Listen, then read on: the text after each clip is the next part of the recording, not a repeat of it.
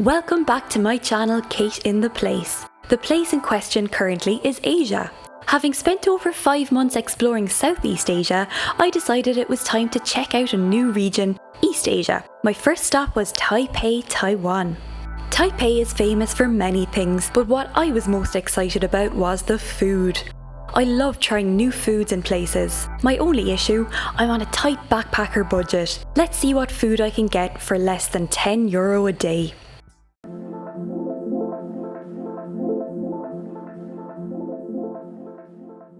First things first, it was time to immediately head to a night market and see what was on offer. I walked to Ningxia Market as it was only 20 minutes from my hostel.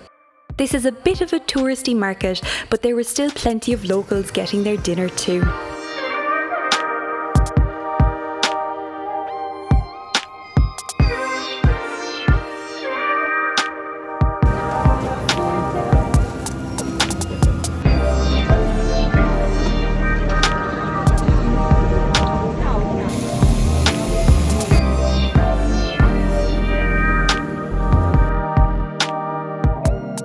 Hi guys, and welcome to my video on everything I'm eating here in Taipei, Taiwan.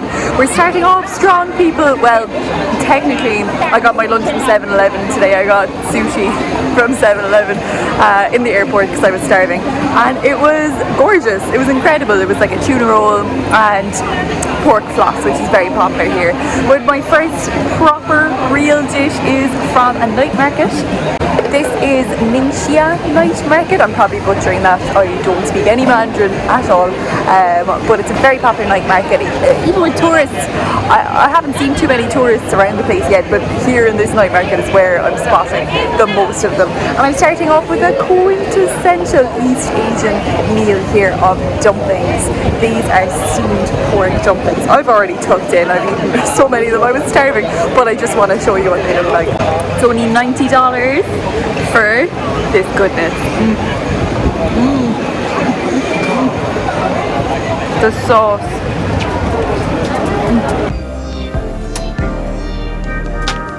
I finished off the evening with a traditional Taiwanese pancake, which was thick and crunchy.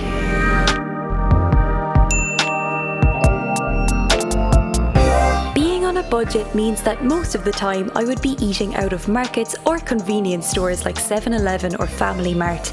I had a simple shop breakfast at my hostel. That evening it was time to test the waters of another market.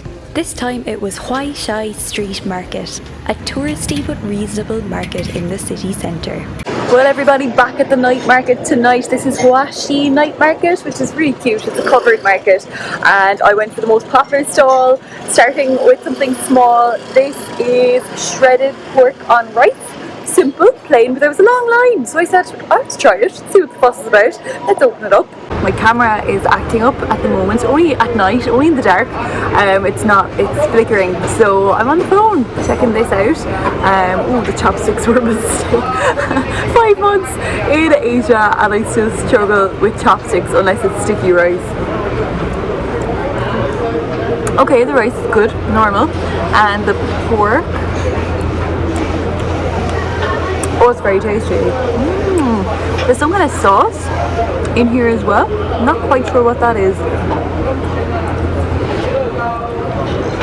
Very fatty, very oily, but obviously that makes it delicious. Yeah, no spice, not a huge amount of flavour, but it's good. It was $30, which is less than €1. Can't go wrong.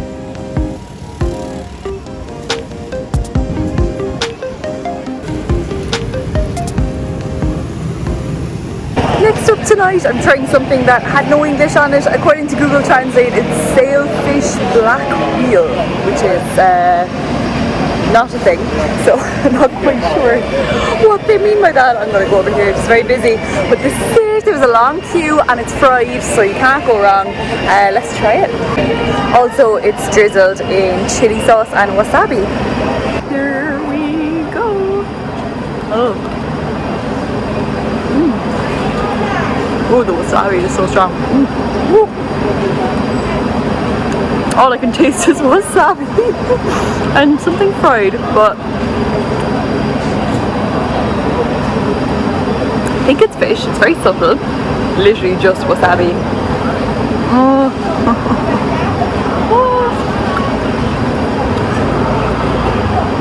I have no idea. Fried something. It's good. Oh yeah, I'm getting some fish now. Honestly, anything fried is just great, isn't it? Can't go wrong. And 2 for $30.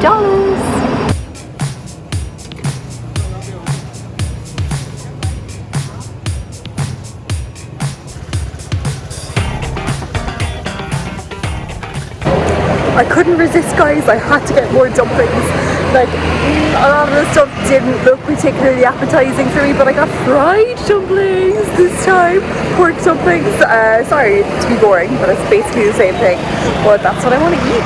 I will say as well that Taipei has some of the most affordable food in these food markets that I've seen in a long time.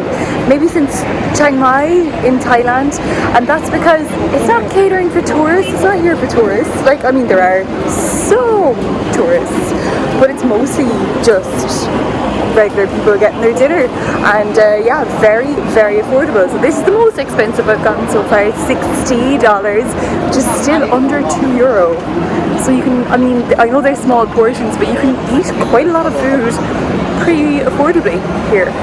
To finish off the evening, I got sesame sweet potato balls. Now, I don't know if they're sweet and it's potato or if it's sweet potato and it's not a dessert, but I'm treating it as a sort of dessert. My hands are pretty full though because there are no bins. No bins. So I've rubbish in my bag, I've rubbish in my hands, and I cannot show you until I find a place to put all this down.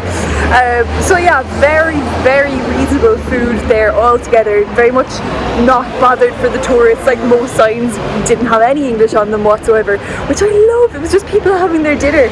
So very reasonable, more reasonable than last night's market, but nowhere to sit and no bins. Okay, I finally found a bin. Now time to see how these sesame sweet potato balls are. This is what they look like. Don't really know what to expect.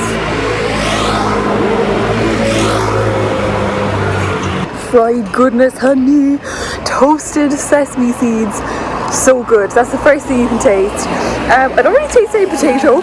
It just tastes like fried dough with sesame balls. So very unhealthy. Not particularly sweet, but very sesame-y. I love it.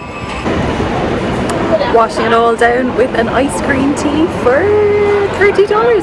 It's massive. Full to the brim with delicious food, I called it a night and walked back to the hostel.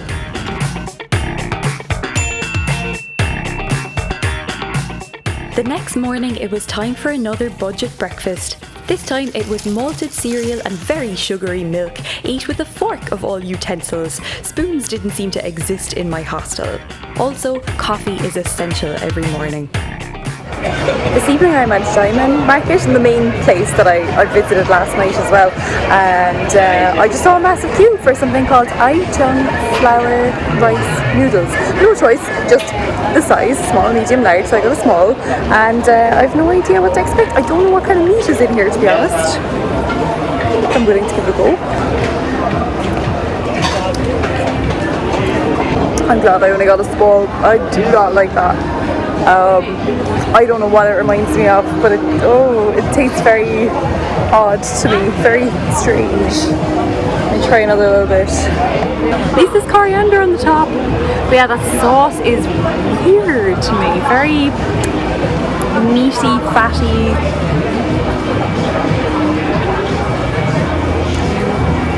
A little bit pungent, like when meat isn't quite. I don't know. I'll try another few bites, but not my favourite.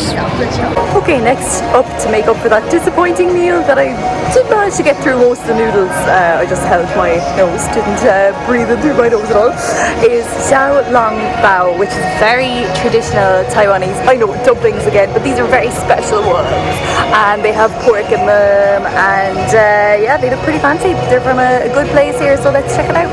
So we're gonna add some soy paste. soy sauce, I think. Just drown it, it's fine. Okay, here we go. I like the look of these, they're very pretty, so let's see if they taste as good as they look.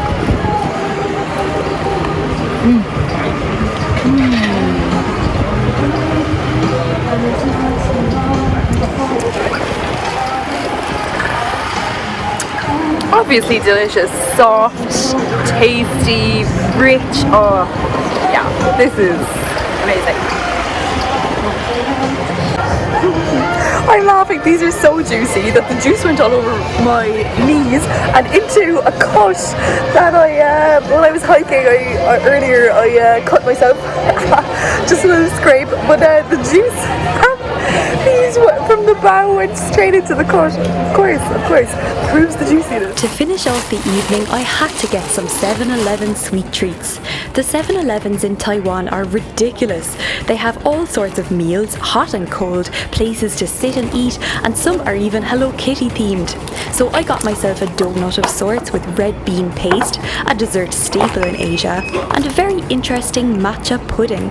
This had a variety of tastes and the matcha was very strong, but there was some delicious mochi on top.